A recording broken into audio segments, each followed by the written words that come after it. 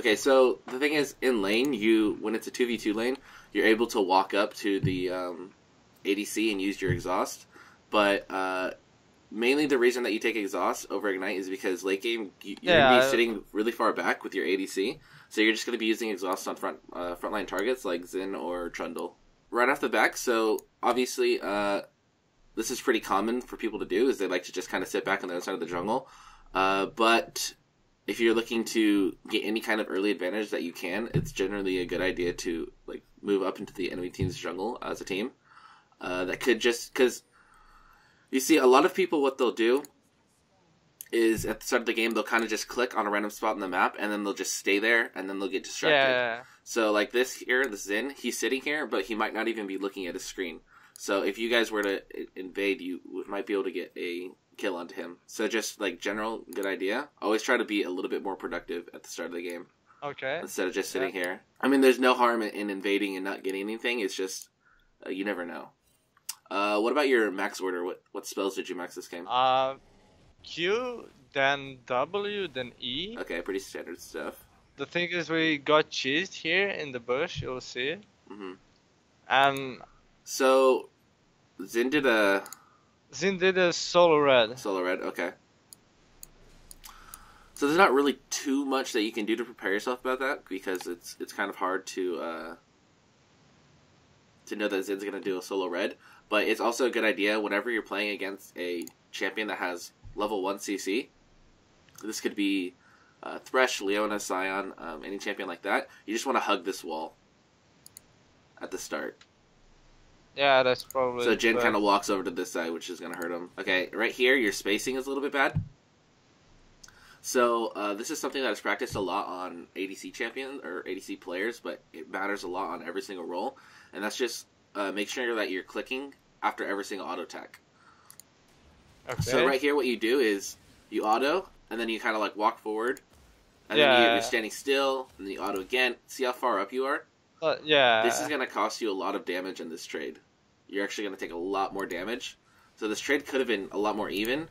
You're also going to be able to be in range for the Leona Q. I think I flashed level 1. Yeah, because I got ignited. So you could have hard won this trade if you were just clicking between every auto. Because during those seconds when between autos, you're pretty much useless if all your cooldowns or all your spells are on cooldown and you can't auto attack yet. So what you want to be doing in those few like split seconds is just repositioning yourself. So again, auto, you walk forward, which is bad. You should probably be walking this direction. Backwards. Then you auto again, right here, but you're like in a really, really bad position. So you want to be autoing, but you want to make sure that you're repositioning in between the autos so that you don't get in a position like this. Okay, so Xerath is a really good poke lane. He's going to be really good in lanes against like Soraka, Janna, Nami, squishy supports like that because he can poke them down. But he's going to struggle against champions like Leona, Thresh, Alistar, people that can hard engage on him, right? So the thing is you have to play around their power spikes. For example, Leona's power spike isn't until level 2, because that's when she's going to be able to all-in. With her Q, if you position well enough, then she should never be in range of her Q level 1. So what you need to do in these lanes is, although it kind of started off a little strange, is you want to try to punish them as much as you can before that level 2. Not only do you need to understand like when your own champion power spikes are, but you need to know the enemy team power spikes so that you can abuse them when they're not there yet. So now Leona's 2, which means you guys are in trouble, but if you were up a little bit further, like autoing and poking them down before that trade, then you guys would be in a better situation now. Another thing is your passive as Xerath. So I'm assuming that you have Mana Flow banned. I haven't looked at your masteries yet because I said I have. We'll look at that after. So with Mana Flow and your passive, you should have you shouldn't really have any mana problems. But that means that you have to be using your passive. So whenever your passive is up, you have to look to take an auto on these creeps. You play Xerath support so that you can poke. That's like your main goal, is to poke and supply some more AP damage. And the more mana that you have, the more you'll be able to poke. And it's a really easy way to get more mana just by using your passive. So anytime you're laning as Xerath, just keep an eye on that the passive and proc it anytime you can. Okay. Another thing real quick, just because it might be useful here. Are you, do you know about the ward right here that you can ward here? Yeah. But sometimes I mess it up, so sometimes I'm not sure if I should go for the word because then I just mess up the word and it makes Okay. no. You could probably practice that on the training tool. Um, Yeah. I know you have to beat in like the wall gap, and then there is something like a rock, and you click there. yeah, It's it's like in the about right middle. here Yeah. or so. So I'd recommend going in training tool and practicing some words because they can really pay off. And if you were to practice, so there's this word here, which could be mirrored on this side. Some other important words are you can stand here and reach this bush. You can reach this bush from the back of the dragon pit right here, and then you could get the tri-bush ward from the inside of the dragon pit as well. So those are all good words for you to practice if you have time to do in the training tool. Oh yeah, you guys definitely have the upper advantage here, and you have all summoners up. So even though you're a poke lane, don't be scared to walk up into this area. And actually, let me mention this real quick because it's something I talk about a lot. So something that you want to keep in mind as a support is trying to like earn the enemy team's respect. And what I mean by that is you want to walk up past the minion wave and see how much they're willing to back off. And sometimes they're not willing to back off and they'll trade back, and that's how you know, like, okay, they're not going to respect me yet. They're not going to like back up. But it's just a good idea to walk up here, see how much they're willing to back off, and then by that you know how scared of them or how scared they are of you.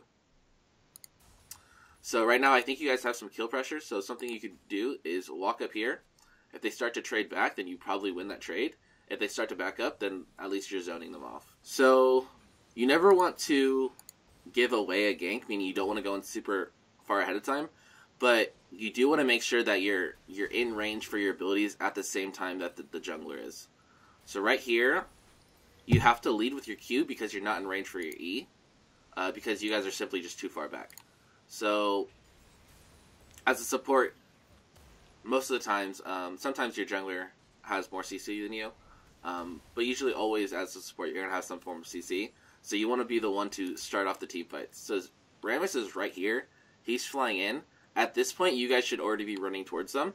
And instead, you're like running backwards, and just now you start turning. And then that's what's going to cause you guys some kills here, is because you're not in range yet.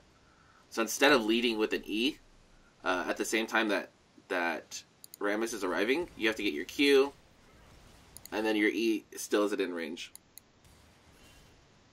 So that's another thing to keep in mind. The other thing is, you have to learn to take what you get. So right here, you guys got a Caitlyn flash and this Jhin auto. Okay, so right at this moment right here, this gank is completely over with. Rammus got chunked down. You guys used all your abilities. You got Caitlyn flash. So right now, you just back up and you start taking your advantage. But instead, you're gonna stick around a little bit too long. You're gonna take an auto, then you get hit by a trap, take a few like more autos, and then you get chunked. And then it's not the biggest deal here, but just in future situations that might come back to hurt you.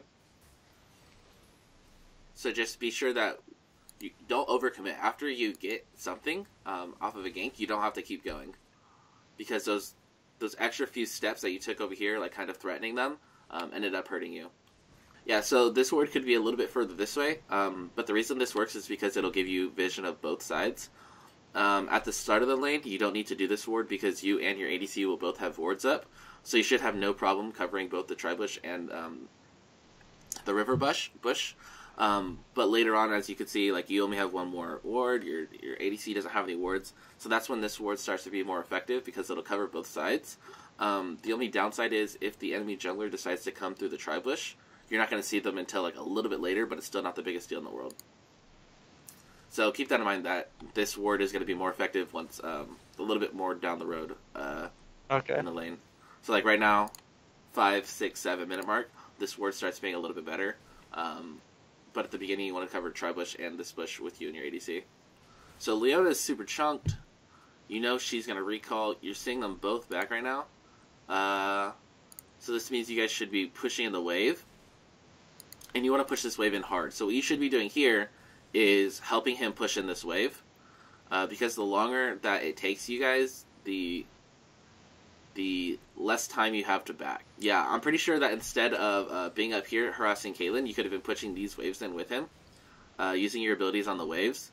That's going to make this entire wave crash in on Caitlyn. She would have to sit here and farm for a long time, which would give you guys plenty of time to back and get back to lane, and then start pushing your lead a little bit more. So when you have these areas to... So you kind of have to be like the leader of the bot lane as a support. You have to make a lot of the decisions for your ADC, because a lot of times they're going to be too focused in on CSing and stuff. So just use your pings like as productively as possible, and just let him know, like, you don't have to like type in chat, you don't have to type like some super long paragraph, but just be pinging on the wave like, I want to get this wave so then we can recall. And you have to have the game knowledge to do that, but that's something that's really important to have as a support, is you need to have those decisive gaming or playmaking skills.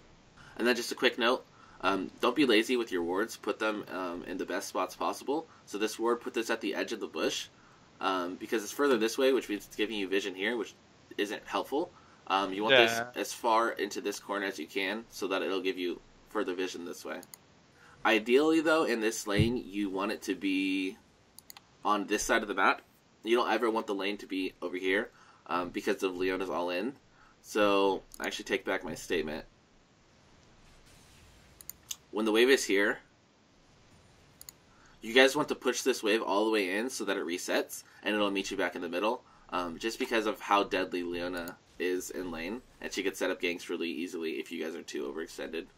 I think that most of the bottom laners on this server don't know how to make a freeze or any type of little creep advantage. Okay, so that's the kind of stuff that if you are aware of, that you can like lead your ADC in the right direction. Because even though they're the one that's mainly controlling the wave because they're autoing it and stuff, you can still like lead them in the right direction. So whenever your ADC gets engaged on, you almost immediately, when it's a tank support, you immediately want to turn your attention to the enemy ADC. Especially when you're a damage support like Xerath. Even though Leona's going in on Jhin, if you go in on Caitlyn, you'll be able to out-damage Leona. So you throw your E here. I was predicting Leona. You're predicting Leona, but I think instead what you should have done is you should have just sidestepped out here. Let's say Jhin did get stunned up. You move out to this direction so that you're clear of Leona, and you go after the Caitlyn. Because Leona's a tank, she does decent damage, but she's not going to be able to out-damage you. So while she's on Jhin and you're on Caitlyn, you guys will eventually win that trade. Whereas if you go on Leona there, she's tanky, you guys will be doing damage, she won't die, and the whole time Caitlyn will be free hitting you. Basically, if you get engaged on and it's going to be a 2v2, you're going to go after the ADC instead. Let's say that there was a gank coming in, though. What you would do in that situation is you would peel for your ADC. So in that situation, you would hit the Leona. But in a 2v2 fight that you're looking to win, you would go in on the ADC. Another thing that you could pay attention to is itemization spikes. I don't know how much you look at that. You should be looking at tab, basically. You should be looking at tab a lot during the game just to see how much, or like where everybody's power spikes are. So right now, Caitlyn has a BF, you guys have Shredded Dirk. So this is a pretty even lane. And then on top of Leona's ultimate down, you guys have the advantage. You guys almost won that trade, and it's because you landed the stun on Caitlyn. But do you see how, what I mean by, if you had landed on Leona, this trade would not have worked at all. You guys would have died instantly. I think I missed my W. Did I miss my W? I'm not sure. But just going back to what I was saying about how you always wanted to turn your attention onto the ADC, even though it seems like it's unintentional here, you can see how much better it works out. Jin's able to learn to live a lot longer and then almost win this trade. With Rammus coming in, you probably don't need to go for this play here. What I would like to see you do instead is sit back here and try to bait it out. Because you have to understand that So the common act of pushing the wave in before you recall, everybody falls for that. A lot of the times you don't want to do that because you're not in a situation in which you can stay and be safe. So here, what your ADC is dead. What these guys are most likely going to do is push in this wave. You can see that Caitlyn's already walking back. So you guys could have, or you could have sat back, not wasted your flash and waited for Rammus to come in. People of every single rank in every single region will have that exact same mistake. So keep that in mind. Know that they're in that situation, they're going to come back to you. Does that make sense? Okay. Yeah. Okay. I talk a lot about different ways that you can carry as a support, because support's one of the harder roles to carry as, and it's going to be all the little things that you do that make the difference. So things such as just tracking summoners, if you can do that as a support, that takes less of a burden on your carries. That's one less thing for them to focus on. So it's something as simple as if you just like type F enter, that's just a friendly reminder that somebody flashed. And then you can look back at the timestamp and say, okay, I typed F at 12:02. That means that their flash is going to be up at 17:02. Stuff like that. And it'll also put more confidence in your jungler to gank for you.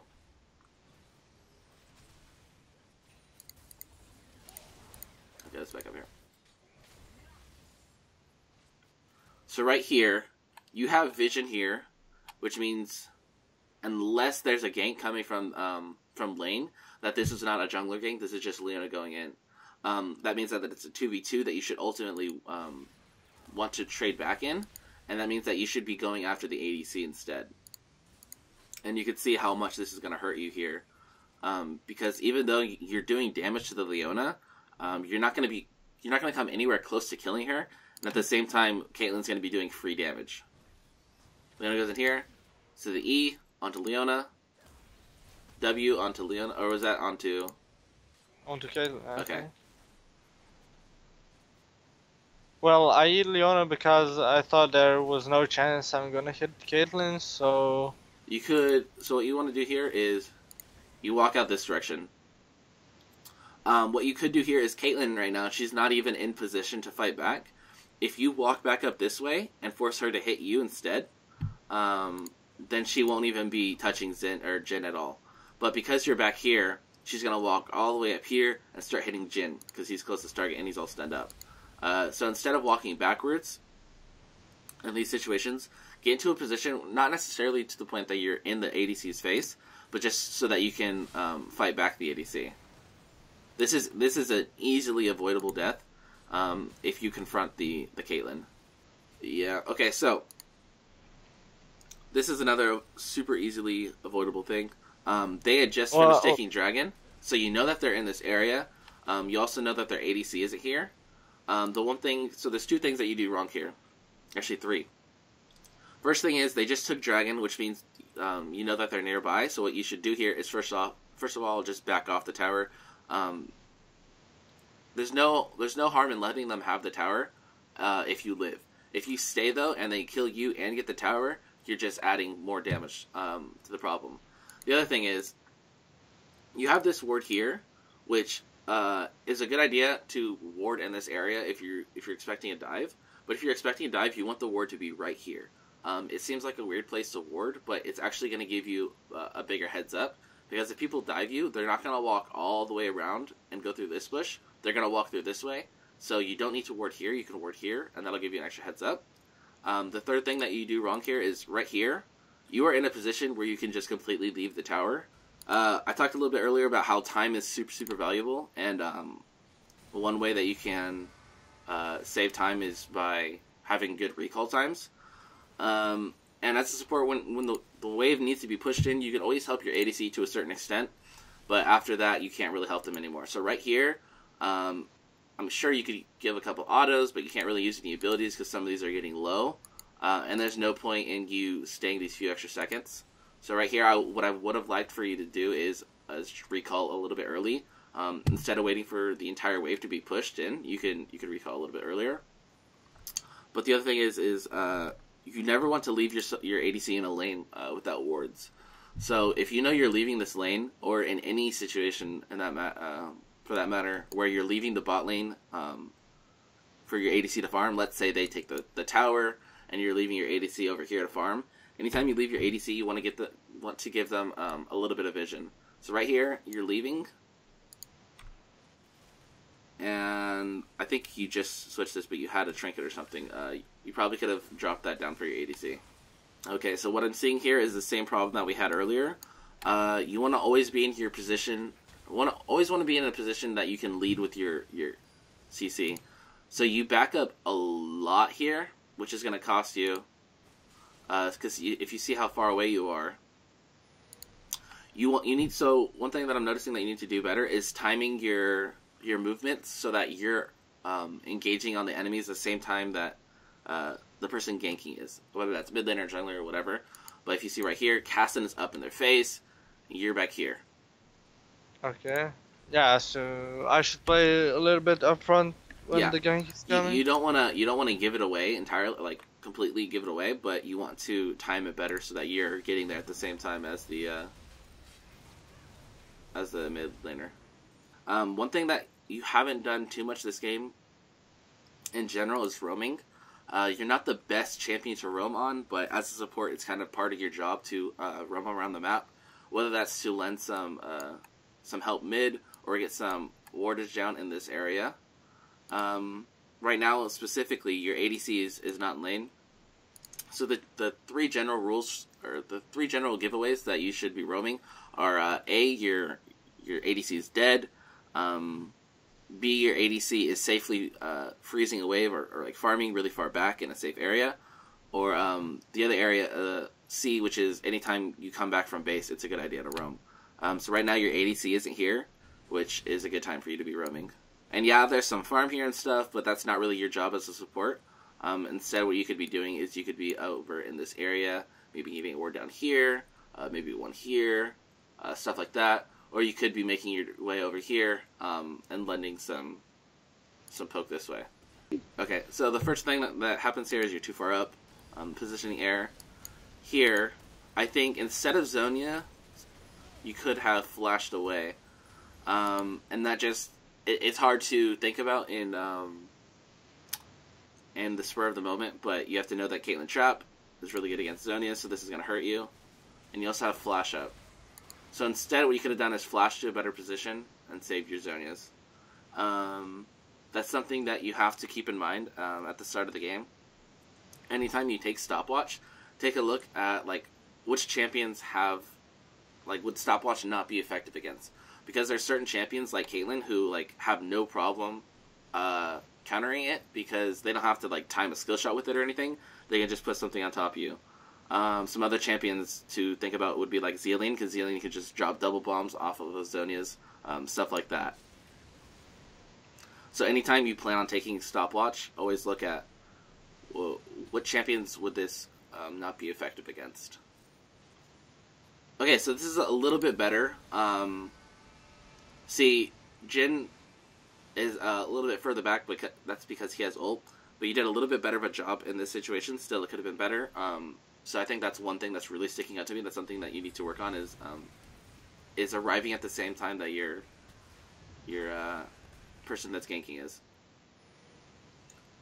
And that'll be even more important on engaged champions like, you know, Thresh, Alistar, even Bard, I guess. Stuff like that. Okay, so there's certain champions where there's always going to be the same exact core build.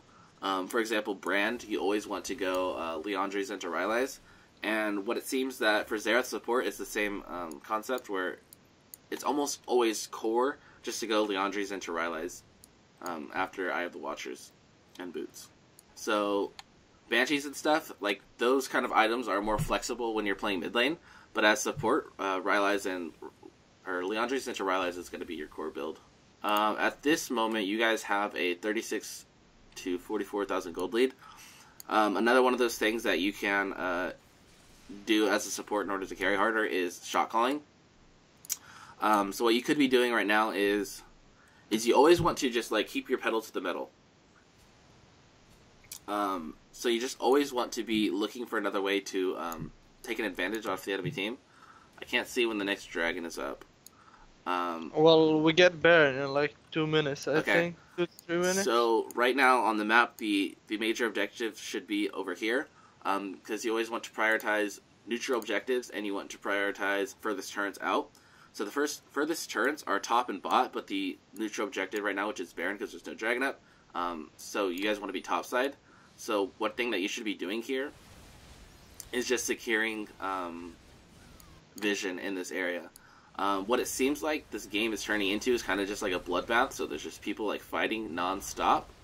But if there's ever a situation and where the game kind of gets to a standstill and there's not much stuff going on, that would be your chance to get vision in this area and start getting leads that way. But Jin's still here, so what you guys should be doing is all be going top.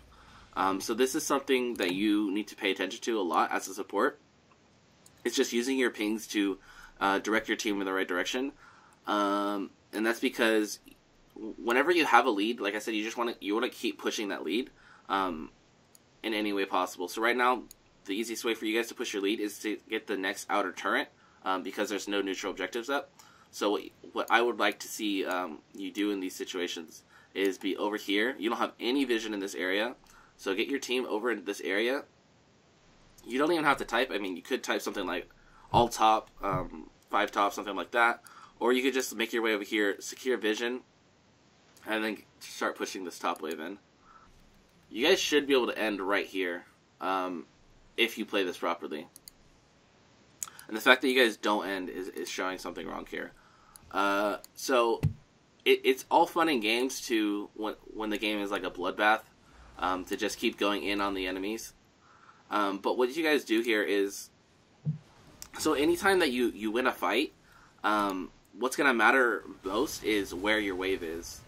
So you guys this entire time are chasing kills in their base, and your wave is all the way back here now because this wave is going to get cleared up.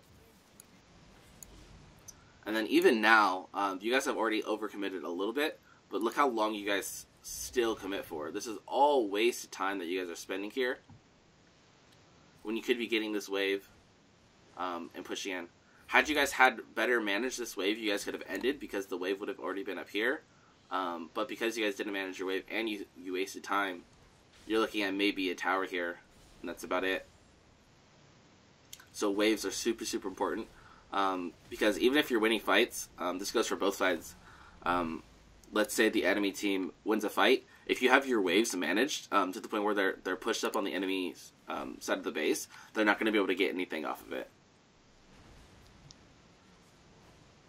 So 2 things went wrong there. One was you guys didn't manage your waves, and the other thing was overcommitting. Okay, so another thing. I know you can't play the game for your teammates. Obviously, you can't control all of their actions, but you can have an influence on it with your pings. So again, use your pings productively. Right here, you guys are getting this tower, and then they have Caitlyn and Leona up in 3 and 7 seconds. So you could go for this inhib if you guys went for it right away. And one way that you can get your team to do this is by pinging it. Instead, you guys are like super overcommitting, and you're not getting this inhib. Seems like the constant problem that I'm seeing here is that you, not just you, but all of your teammates kind of fall into each other's mistakes. If one person overcommits, then you guys all kind of overcommit. If one of you guys goes to the wrong lane, then you guys all kind of go to the wrong lane. So you kind of want to be the leader in a sense, and kind of point your team in the right direction. A lot of players don't know anything about good rotations. Yeah, so, but the thing is, if, like, you could bash the server all you want, but at the end of the day, like, all you can do is just focus on yourself. So, if your server's bad at it, that doesn't mean that you have to be bad at it. So, try to improve your own game knowledge, your own decision-making, stuff like that, and point your team in the right direction. Because at the end of the day, that's all you can do, is, like I said, and I say this a lot, is that you can't play the game for your team. You can't be on 5 different computers and play every single role, but you can have some kind of influence on your team. Because there's always going to be the RNG, there's always going to be the random factor that you don't know what's going to happen in the game. I mean, someone can literally have a heart attack, drop dead in the middle of the game, and then you're at a 45. I mean, that's obviously a super extreme example, but you just never know what's going to happen. So you don't want to slack off. You just want to make sure that you're getting business done and that you're ending the game, because obviously League of Legends is a video game, but and it's supposed to be for fun, but losing is never fun in any aspect of life. So if you're doing everything that you can to win the game, you're gonna have more fun. It's as simple as that. So while this plays out, I'm just gonna tell you another thing. So this is something that, I mean, obviously a DC isn't the most common case, but it will happen. But in any situation where your odds of winning are very, very slim, I'm gonna ignore you getting caught out there, because I mean that just happens. Whatever. But in any situation that your odds of winning are very, very slim, you need to do what are called Desperation Plays. This means taking like super risky chances that could pay off, but most likely won't. And that's just because you need to make something happen. Because if you continue to play the game the way that it is, you're going to lose slowly but surely. And at this point, I wouldn't be assuming that Jin is coming back at all, because he's been gone a really long time. So what you guys should be doing in this situation is a desperation play. And this is mostly common when in games where you're just like flat out losing, like super, super hard. Let's say you play a game, you guys are down 15 kills, like a bunch of towers, 20 minutes into the game. A couple desperation plays that you can go for is just a desperation Baron, where you guys all just run straight to Baron, try to take that down. Or, like in this situation, what you guys could do is a bush bait. So you guys all just stack up at a bush somewhere. These areas seem to be really good. Or, let's say the enemy team looking to go to the outer tower now, next maybe. So maybe you guys stack up in this bush. And the reason that this is good is because if it works out, you guys will get a free pick right off the get-go. And therefore you'll have a 4v4 instead of a 4v5. And you have a lot better chances. Okay, so right here, another one of those things. Because even though you guys have 4 people alive, your RAM is super low. He's having to recall. Another thing that you could do is, I see somebody's pinging, but this is Xin and Caitlyn. That's the enemy team. Nobody on your team is pinging, so this is continuing to be just a complete free-for-all, just a complete mess of you guys running around, not accomplishing anything. And like I say time and time again, time is super, super important. So you can balance your time, or better your time, by pointing your team in the right direction. So instead of spending this extra time here, what you guys could have been doing is recalling and then going straight to an objective, or just running straight to that objective. Instead, you guys are going to be a little bit more delayed to these, and maybe, I'm not sure how this pans out, but maybe since they have more time, they're going to be able to contest it. Yeah, so this isn't your biggest problem, but it's something that you definitely could work on, and that's positioning. So right here, again, this is something that I saw a lot in your lane phase, is just what you're doing in between your abilities. So right here, you use an ability, and now you're kind of just walking around. Your next ability comes right here, but in that time between, you're not being productive with your movements. And productivity can come all the way down to just positioning. You could have been backing up more, so you're in a better position. Instead, you're super low, which is probably what costs you your death there. Okay, so the thing is sometimes your teammates are going to make plays that are going to cost the, not really cost the game, but they're going to be the plays that end the game. The thing is you could focus on that as much as you want. You could focus on Remus and Riven being the ones who made the bad play to end the game, but there's plenty of mistakes that were made from everybody on the team, including you, throughout the game. Yeah, I know. So I mean, if you're looking to improve, all you can really do is just focus on focus on the things that you did, because there are things that you maybe could have done differently for the first 40 minutes of this game, that the game wouldn't have lasted this long, you know. So even though it sucks that something your teammates did ended up being the final play of the game that like kind of cost you guys the game, in the end, you just need to focus on yourself more than anything. Okay, so this is what I've been taking. Let me compare it again to what you had. We had just about the same thing in the first tree, Sorcery, Arcane Comet, Mana Flow, and Scorch is what we had in common. I'm not the biggest fan of Absolute Focus. I think Transcendence is really good. I like to take Transcendence when I know I'm playing a champion that isn't going to focus on CDR items. So, for example, Xerath, you're building the support item, which is going to give 10, but you're not going to go CDR Boots. You're going to go Leandries, and you're going to go Rylai's as well, which don't give CDR. So this 10% CDR is going to be really, really nice to have. And then we both took Inspiration. Magical Footwear and Cosmic Insight are my go-to, just like basic runes. They're the safest. The only reason I take Magical Footwear over... Wait, you take... I take Stopwatch and Magical Okay, Footwear. yeah. The only reason I take... Well, we both take Boots. I don't like to go Stopwatch just because I don't find it the most effective.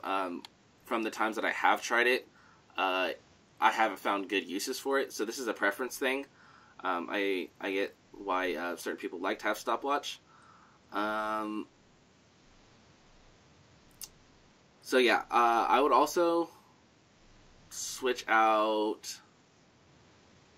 Never mind, I would keep it the same. So Magical Footwear and Stopwatch is the preference thing, or you can go Cosmic Insight if you aren't really confident in your ability to use Stopwatch effectively. And then, like I mentioned in the game, sometimes Zonia's or Stopwatch is going to be the best in the matchup against people like Caitlyn, because using your Stopwatch is just going to allow them to use the trap, as you saw. So maybe this is something that not only varies with how comfortable you are with it, but also with the matchups. So that's something to keep in mind. Change out for Cosmic Insight if you aren't comfortable with it.